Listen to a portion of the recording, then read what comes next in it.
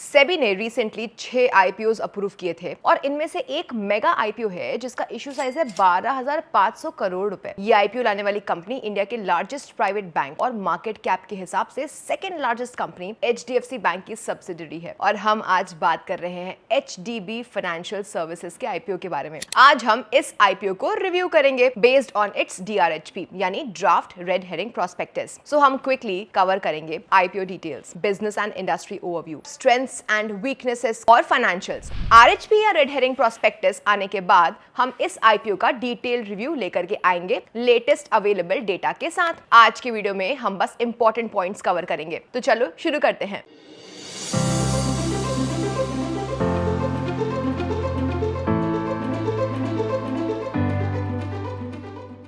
तो सबसे पहले हम देखते हैं इस आईपीओ की details. HDB financial services IPO का इशू साइज 12,500 करोड़ रुपए होगा, जिसमें से 20% यानी 2500 करोड़ रुपए का फ्रेश इशू होगा। बाकी 80% यानी कि 10,000 करोड़ रुपीस होगा ऑफर फॉर सेल। ये 10,000 करोड़ रुपीस के शेयर्स बेच रहा है इस कंपनी का प्रमोटर एचडीएफसी बैंक। 2500 करोड़ रुपए का जो फ्रेश इशू होगा ना, उसमें से कंपनी को मिलने वाले फंड्स का यूज कंपनी के टियर 1 कैपिटल बेस को बढ़ाने के लिए किया जाएगा, ताकि कंपनी के फ्यूचर कैपिटल रिक्वायरमेंट्स जैसे कि ऑनवर्ड लेंडिंग को पूरा किया जा सके। आईपीओ का प्राइस बैंड, लॉट साइज और डेट्स अब तक फाइनलाइज नहीं किए गए हैं, लेकिन कंपनी के अनलिस्टेड शेयर्स अभी 1275 रुपीस के लेवल्स पर ट्रेड हो रहे हैं। और एक बात नोट करने की है कि डीआरएचपी के अनुसार इस आईपीओ में एचडीएफसी बैंक के शेयर होल्डर्स के लिए शेयर होल्डर कोटा अवेलेबल रहेगा। अब बात करते हैं बिजनेस ओवरव्यू की। तो दोस्तों अब हम देखेंगे कंपनी का बिजनेस। सो एचडीबी फाइनेंशियल सर्विसेज एक टॉप टियर एनबीएफसी है जो प्राइमरीली रिटेल कस्टमर्स को लोन देती है। क्रिसिल रिपोर्ट के मुताबिक ये कंपनी अपनी टोटल ग्रॉस लोन बुक के साइज के बेसिस पर इंडिया की लीडिंग एनबीएफसीज में से एक है। ग्रॉस लोन बुक साइज मतलब वो टोटल पैसा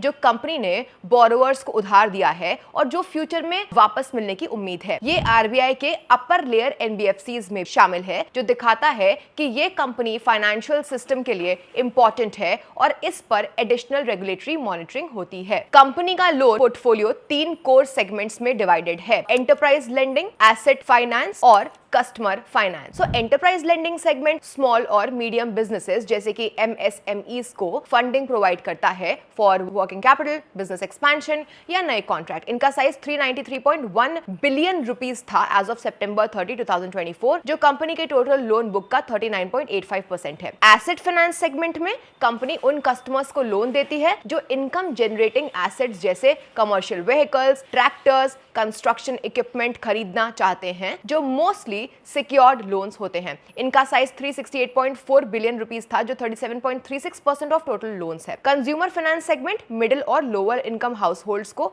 लोन प्रोवाइड करता है। इसका साइज 225 बिलियन रुपीस था, जो 22.79% of the total loan book है। फ्रेंड्स, ये कंपनी उन कस्टमर्स को सर्व करती है जो ट्रेडिशनल बैंक से लोन नहीं ले पाते, जैसे सैलरीड लोग, स्मॉल बिजनेस ओनर्स और सेल्फ एम्प्लॉयड इंडिविजुअल्स जो या तो क्रेडिट हिस्ट्री या इनकम डॉक्यूमेंटेशन कम रखते हैं। कंपनी का कस्टमर बेस सितंबर 2024 तक 1.75 करोड़ रुपीस तक पहुंच गया, जो 28.22% सीएजीआर से ग्रो हुआ है मार्च 2022 से। कंपनी का एसेट्स अंडर मैनेजमेंट यानी कि एयूएम 902.3 बिलियन रुपीस है एज ऑफ 31 मार्च 2024, जो मार्च 2022 में 21.18% सीएजीआर से ग्रो हुआ है। प्रॉफिट भी स्ट्रॉन्ग ग्रोथ दिखाता है। FY24 में 24.6 बिलियन रुपीस का प्रॉफिट आफ्टर टैक्स रिपोर्ट किया गया, जो FY 2022 से 55.98% सीएजीआर की ग्रोथ हुई। रिटर्न ऑन एसेट्स 3.03% और रिटर्न ऑन इक्विटी 19.55% है, जो एनबीएफसी इंडस्ट्री के टॉप रेंज में आते हैं according to CRISIL report. Company के पास स्ट्रॉन्ग क्रेडिट रेटिंग है, AAA stable by CRISIL and CARE. और सबसे इंप्रेसिव बात यह है कि कंपनी ने पिछले 7 सालों में कोई इक्विटी कैपिटल रेज नहीं किया, फिर भी 340.7 बिलियन रुपीस से 986.2 बिलियन रुपीस तक लोन बुक ग्रो किया अप्रैल 2017 से सितंबर 2024 तक। मतलब self sustained growth model follow किया गया है। अब इंडस्ट्री इंडस्ट्री को देखें तो एनबीएफसी सेक्टर इंडिया में एग्रेसिवली ग्रो कर ही रहा है। FY24 तक इंडस्ट्री का टोटल AUM 41 ट्रिलियन रुपीस तक पहुंच गया है। क्रिस्टल के एस्टिमेट्स के मुताबिक FY24 से FY27 के बीच एक्सपेक्टेड है कि एनबीएफसी क्रेडिट 15 से 17% CAGR से ग्रो करेगा, मेजरली रिटेल और MSME लेंडिंग के डिमांड के चलते। तो ये थी एक detailed look at the companies business model. चलिए अब स्ट्रेंथ्स एंड वीकनेसेस को देखते हैं इस कंपनी की सबसे बड़ी स्ट्रेंथ्स क्या क्या हैं। So distinguished parentage of HDFC bank. Well, इस IPO का एक मेजर स्ट्रेंथ इसका पेरेंट HDFC बैंक है, जो इंडिया का लार्जेस्ट प्राइवेट सेक्टर बैंक है और 94.36% स्टेक रखता है फुल्ली डाइल्यूटेड बेसिस पर सितंबर 30, 2024 तक। HDFC बैंक का रेपुटेशन, ट्रस्ट और ब्रांड इक्विटी जो उन्होंने रिटेल बैंकिंग, एसेट मैनेजमेंट और इंश्योरेंस में बिल्ड किया है, इस कंपनी को भी मिलता है। HDFC बैंक की लेगेसी और स्ट्रॉन्ग बैकिंग कंपनी को स्टेबल ग्रोथ और लॉन्ग टर्म सपोर्ट दे रही है। Next, granular retail loan book with rapidly growing customer base. तो कंपनी ने 17.5 मिलियन कस्टमर्स को सर्व किया है, जो 28.22% CAGR से ग्रो कर रहा है मार्च 31, 2022 से सितंबर 30, 2024 तक। सिर्फ 0.36% कस्टमर्स का कंट्रीब्यूशन था कंपनी के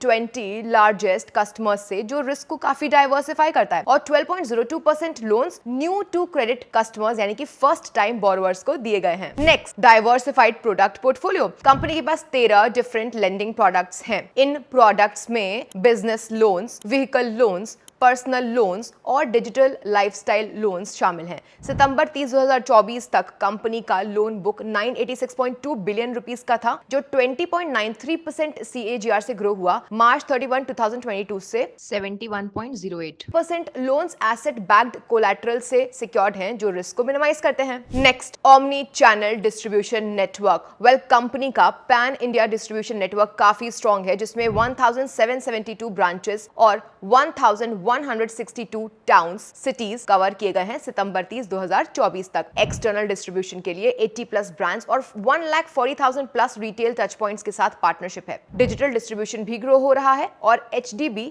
ऑन द गो ऐप को 6.9 मिलियन डाउनलोड्स मिल चुके हैं। Every business has some risks as well. So चलो देखते हैं HDB फाइनेंशियल सर्विसेज का कंपनी स्पेसिफिक रिस्क्स क्या है। So risk of non performing loans stage 3। Friends, एक मेजर रिस्क ये है कि कंपनी के स्टेज 3 लोन्स यानी कि नॉन परफॉर्मिंग लोन्स काफी सिग्निफिकेंट हैं। ये वो लोन्स होते हैं जहां पे बोरोवर ने 90 डेज से ज्यादा पेमेंट्स डिफॉल्ट किए होते हैं और कंपनी को प्रोविजंस सेट करनी पड़ती है। जैसे सितंबर 30, 2024 तक stage 3 loans total gross loans का 2.1% थे और सितंबर 30, 2023 को ये 2.38% थे। अगर ये बढ़ते हैं या प्रोविजंस काफी नहीं होते तो इसका डायरेक्ट इंपैक्ट कंपनी के फाइनेंशियल कंडीशन और तो और ऑपरेशंस पर हो सकता है। नेक्स्ट है risk of unsecured loans and potential recovery challenges. So friends, company के अनसिक्योर्ड लोन्स ना इसका परसेंटेज काफी सिग्निफिकेंट है, जो था टोटल लोन्स का 28.92% एज ऑफ सितंबर 30, 2024 और 28.66% एज ऑफ 31 मार्च 2024। ये लोन्स वो होते हैं जिसमें कोई कोलैटरल नहीं होता है, मतलब बोरोवर के पास कोई एसेट नहीं होता जो लोन रीपेमेंट को सिक्योर कर सके। अगर बोरोवर रीपेमेंट नहीं करता तो कंपनी को अनपेड बैलेंस रिकवर करना मुश्किल हो सकता है, जो फाइनेंशियल रिस्क क्रिएट करता है। नेक्स्ट है रिलेटेड पार्टी ट्रांजैक्शंस। सो HDFC बैंक और उसकी सब्सिडरीज जो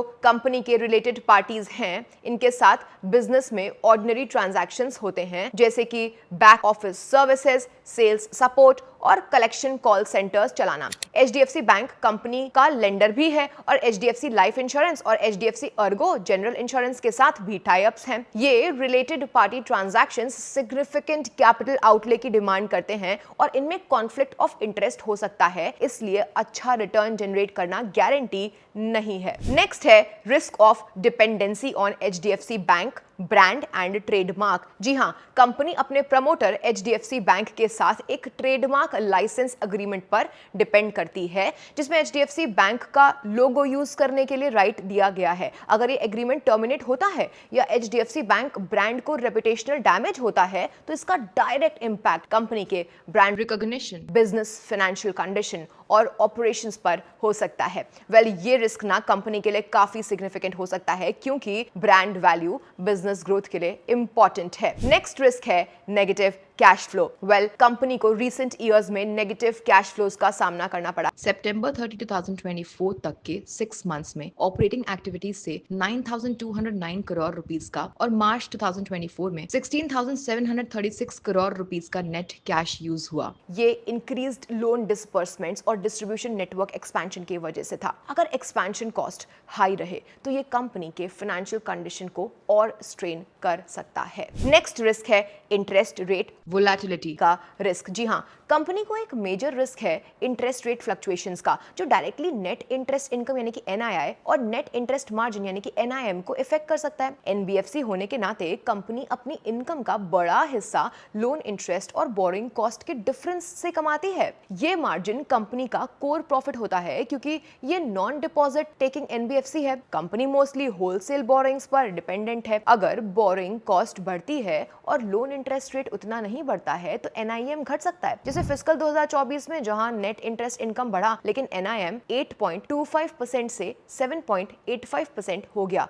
क्योंकि फाइनेंस कॉस्ट बढ़े और लोन यील्ड्स उतना नहीं बढ़े, सिर्फ 13.59% से 13.92% हुआ था। RBI की monetary policy, inflation, global central banks के डिसीजंस और डोमेस्टिक इकोनॉमिक कंडीशंस जैसे कई फैक्टर्स इंटरेस्ट रेट्स में वोलेटिलिटी ला सकते हैं। ये कंपनी के बिजनेस, कैश फ्लोज और फाइनेंशियल हेल्थ को इंपैक्ट कर सकते हैं। अब चलिए हम देखेंगे इस कंपनी का फाइनेंशियल परफॉर्मेंस कैसा रहा और किस तरह से उसने अपने ग्रोथ और प्रॉफिटेबिलिटी को मेंटेन किया है, जो एक इंपॉर्टेंट फैक्टर होता है। एक NBFC के लिए लोन बुक साइज सबसे इंपॉर्टेंट होता है। कंपनी के total gross loan 98,624 crore rupees तक पहुंच गई थी एज ऑफ सितंबर 30, 2024, जो पिछले साल के कंपैरिजन में 26.67% ग्रोथ है। ये ग्रोथ कंपनी के स्ट्रॉन्ग लोन बुक और डाइवर्सिफाइड प्रोडक्ट पोर्टफोलियो का रिजल्ट है। सिक्योर्ड लोन्स की बात करें तो ये 71.08% कंट्रीब्यूट करते हैं टोटल लोन बुक में, जो कंपनी के रिस्क मैनेजमेंट को दिखाता है और फाइनेंशियल स्टेबिलिटी को सपोर्ट करता है। कंपनी की प्रॉफिटेबिलिटी मैट्रिक्स काफी स्ट्रॉन्ग है। प्रॉफिट आफ्टर टैक्स यानी कि पैट 1,173 करोड़ रुपीस था फॉर द 6 मंथ एंडेड 30 सितंबर 2024। ये ग्रोथ कंपनी की स्ट्रॉन्ग लोन बुक और लो क्रेडिट कॉस्ट के वजह से अचीव की गई थी। रिटर्न ऑन एसेट्स ROA 2.41% थी। जनरली NBFCs के लिए ROA 1.5% से 3% के बीच हेल्दी रेंज माना जाता है। ये दिखाता है कि कंपनी अपने एसेट्स को एफिशिएंटली यूज करके प्रॉफिट जनरेट कर रही है। रिटर्न ऑन इक्विटी यानी कि ROE भी इंप्रेसिव रहा 16.39%, जो कि कंपनी की प्रॉफिटेबिलिटी और इक्विटी यूटिलाइजेशन को एफिशिएंटली यूज करने की कैपेबिलिटी को दिखाता है। अब बात करते हैं क्रेडिट क्वालिटी की। कंपनी ने अपनी ग्रॉस नॉन परफॉर्मिंग एसेट्स यानी कि GNPA को 2.1% रखा है। मॉडरेट रिस्क दिखाता है। जनरली NBFCs के लिए GNPA रेशियो अगर 2% से कम है तो वो हेल्दी माना जाता है। अगर ये 2% से ज्यादा है तो ये एसेट क्वालिटी में पोटेंशियल इश्यूज और ज्यादा रिस्क का इंडिकेशन हो सकता है। नॉर्मल से 10 बेसिस पॉइंट ही ज्यादा है इधर, मतलब रिस्क उतना ज्यादा नहीं है, मॉडरेट है।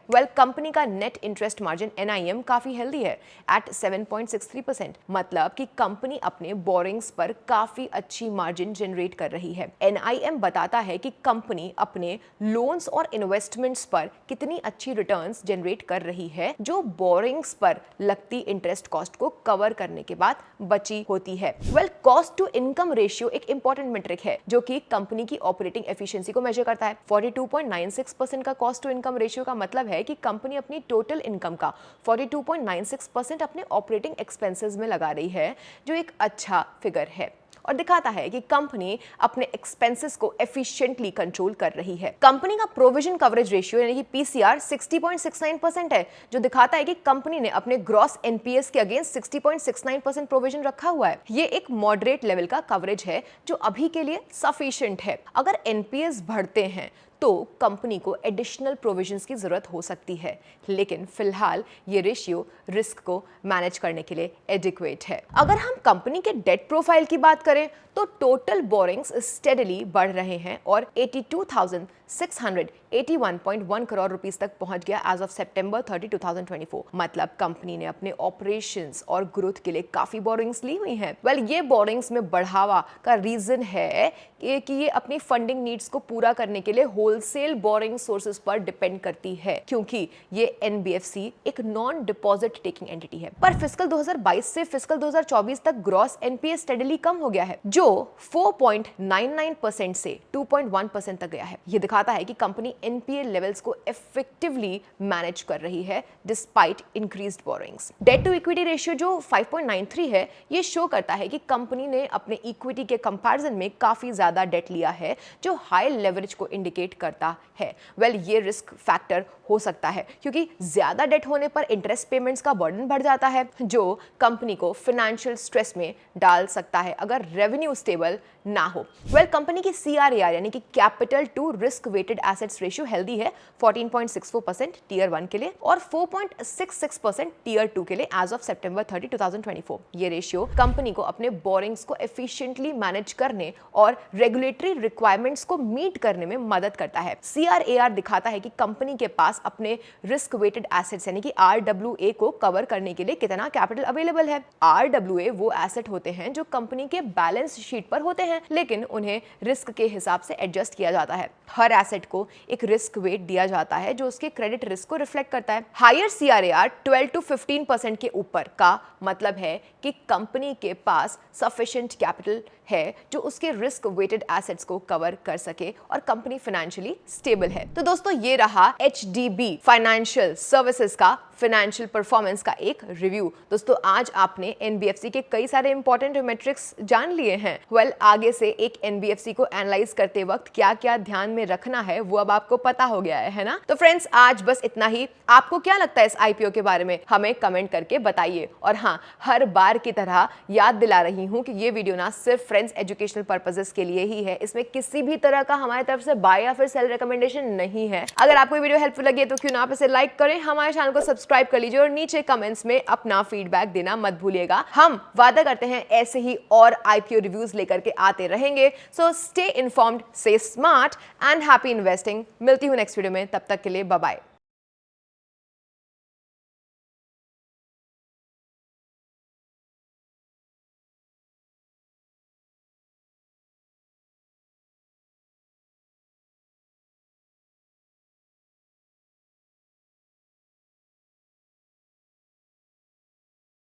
Investment in securities market are subject to market risks. Read all the related documents carefully before investing. Please read the risk disclosure documents carefully before investing in equity shares, derivatives, mutual fund, and or other instruments traded on the stock exchanges.